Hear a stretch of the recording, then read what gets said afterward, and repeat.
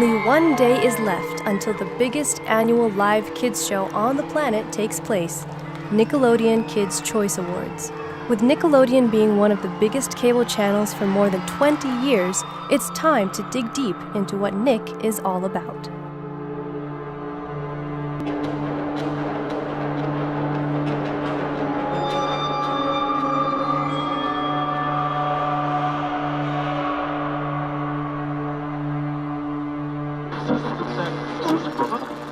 Nickelodeon was launched as Pinwheel in 1977, airing educational TV for 12 hours per day without commercials.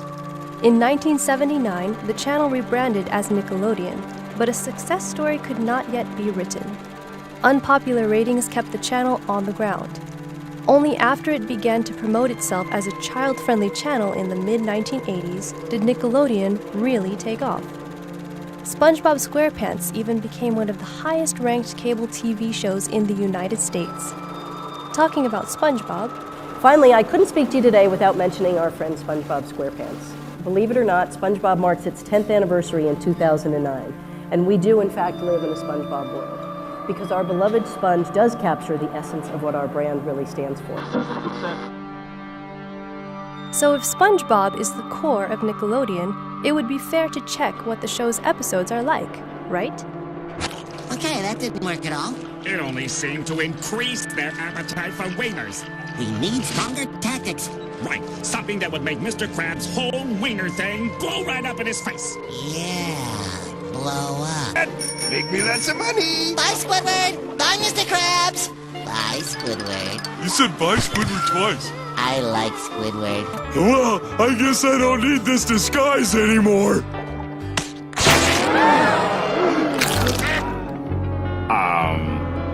I think I need to take a shower. So, let me get this straight. You're not a woman? No. Well, then you're fired. If anybody needs me, I'll be in my office for, I don't know, the next 20 years or so. It makes one wonder why a TV channel that tries to portray itself as kid-friendly has such adult and occult themes in their flagship show. If SpongeBob is the essence of what Nickelodeon really stands for, are the other shows any different? Unfortunately not. They are full of themes that the Bible condemns. I think she likes me. There, I said it. Of course she likes you. What's not to like? No, I mean she likes me. You know, like, oh, remember that show on the Animal Channel where the female giraffe liked the male giraffe, so she started... We understand, we understand. All right. Yeah, you're probably right. Thanks. I gotta go direct our video. Wanna watch the Animal Channel? Where's the remote?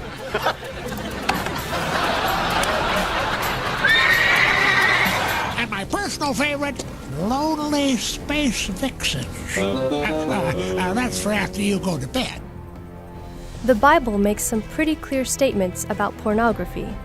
But I say to you that whoever looks at a woman to lust for her has already committed adultery with her in his heart. Matthew 5:28. Nickelodeon is promoting the exact opposite. Embrace pornography, and with that, sexual immorality. It's okay to lust after other women besides your own wife. Why do you think they preach these messages to such young children? Because Satan knows. Train up a child in the way he should go, and when he is old, he will not depart from it. Proverbs 22:6. What about homosexuality? In 2016, Nickelodeon announced the first married gay couple in a Nickelodeon cartoon. Loud House was the lucky winner. This is Little Bo Sleep. My parents are walking me over now. Prepare for contact. In 3, 2, 1. This is it. Time to make history. Hey, Clyde. Hi, Mr. McBride. Hi, Mr. McBride. Hi, Lincoln. Ready for your big night? You bet. Great. Just a couple things Clyde will need. Sleeping bag, feetsy pajamas, white noise machine, humidifier, dehumidifier, earplugs, inhaler, and allergy medications. Here are all the numbers where you can reach us if our cell phones fail. Restaurant, movie theater, coffee shop, gas station. In case we have to pee. Good idea. And here's a photo of us.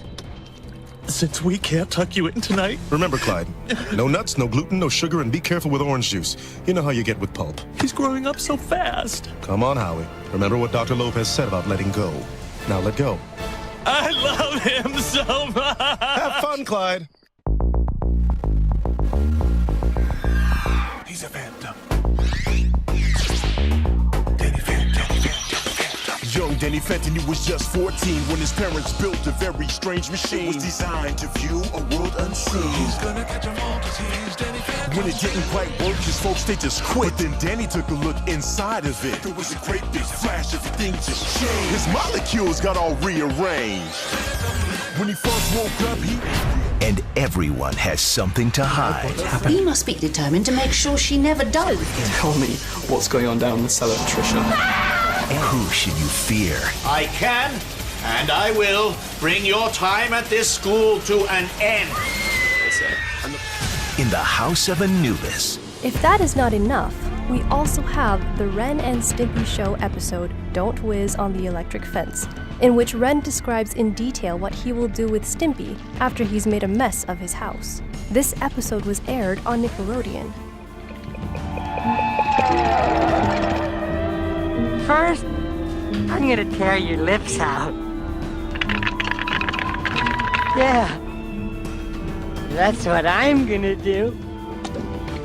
And then, I'm gonna gouge your eyes out. Let's pause right here and go back to Seema Zarkami, president of Nickelodeon Group. In 2007 and 2008, Nickelodeon has done research to try to figure out how they can reach their target group, post-millennials, better. Ms. Zarkami presented some of this information at the MIPCOM Junior 2008 event. Listen to what she says. Millennials are simultaneously altruistic and materialistic. They value teamwork and not individualism. They're comfortable with technology and have a voracious appetite for pop culture. So they have a voracious appetite for pop culture, but what is that exactly?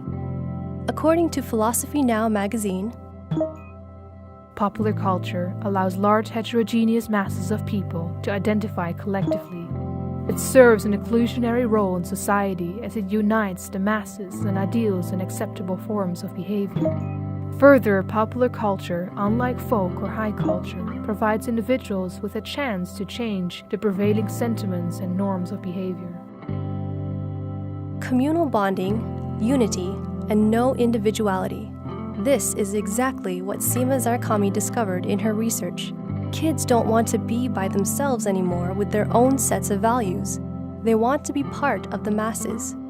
Now, let's look at the Bible here. Jesus once said that there will only be two groups in the last days, those who choose Christ and those who turn their backs on him. When the Son of Man comes in his glory, and all the holy angels with him, then he will sit on the throne of his glory. And all the nations will be gathered before him, and he will separate them one from another, as a shepherd divides his sheep from the goats. And he will set the sheep on his right hand, but the goats on the left. Matthew 25, verses 31 and 32. The people that choose God, represented by the sheep in these verses, is a small group. It is not the masses. Enter by the narrow gate, for wide is the gate and broad is the way that leads to destruction, and there are many who go in by it. Because narrow is the gate and difficult is the way which leads to life, and there are few who find it.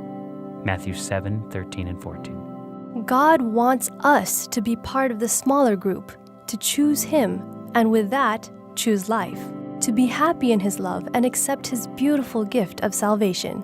But when we consume all this pop culture, we will be encouraged to rather choose to be part of the majority that does not stand out. No standing up for Jesus, though the heavens may fall, but being part of a group of like-minded people accepting whatever theories are most popular.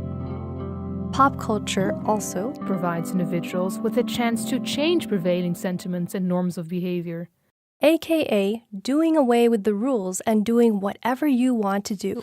Do what thou wilt shall be the whole of the law. That was Satanist Aleister Crowley's philosophy. According to the Merriam-Webster Dictionary, a norm is an authoritative standard. As Christians, we have received a standard to live by from an authority, God. He has given us a blueprint to live by so that we can love both others and God. In the Bible, the 10 Commandments can be found in the Ark of the Covenant in the sanctuary.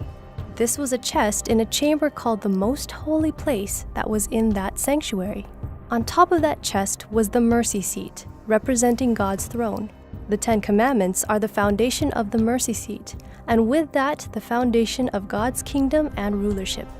Through pop culture, children are taught to do away with the law of God. They are taught to change prevailing sentiments and norms of behavior. That must lead some Christians to hear alarm bells ringing. Miss Sarkami said it herself. Children have a voracious appetite for pop culture, and Nickelodeon is using those research results to reach them even better. They are feeding them pop culture, airing shows with provocative messages that will not lead children to become more like God and good citizens in society, but become changed into the things they behold. What then are they beholding when they watch the Nickelodeon Kids' Choice Awards? Let's check out the nominees for this year. Justin Bieber is nominated for Best Male Artist, known for songs with very sexual music videos, like What Do You Mean? In this song, he pays a pimp in front of a hotel so that he can have sex with a prostitute that is waiting for him. The director of the music video is Brad Furman, known for directing only R-rated movies. Not really content appropriate to show children, don't you think? The content of this clip was so sexual, we couldn't even show you all of it. Up next, favorite song. Children can vote for Heathens by 21 Pilots, one of the theme songs of the movie Suicide Squad. Both the film and the song are glorifying sin and are making evil seem good. Listen to the lyrics. Just because we check the guns at the door doesn't mean our brains will change from hand grenades. You love another psychopath sitting next to you. You love another murderer sitting next to you. You think I'd get here sitting next to you. But after all I've said, please don't forget. All my friends are heathens, take it slow. Wait for them to ask you who you know. Last but not least, Best Movie Actress Amy Adams. She plays Lois Lane in Batman v Superman: Dawn of Justice. The Superman comic book and movie series are known to be very Gnostic, which means that the gospel story is flipped upside down. Satan is actually good, and Jesus is bad. Sin sets us free, and it was just fine that Eve ate the apple in the Garden of Eden. Check out our documentary, The Replacement Gods, for more information about how Superman is Gnostic. As professor in communication at the University of Texas, Brummett explains in his book Rhetorical Dimensions of Popular Culture, pop culture is informed by the mass media, like Nickelodeon.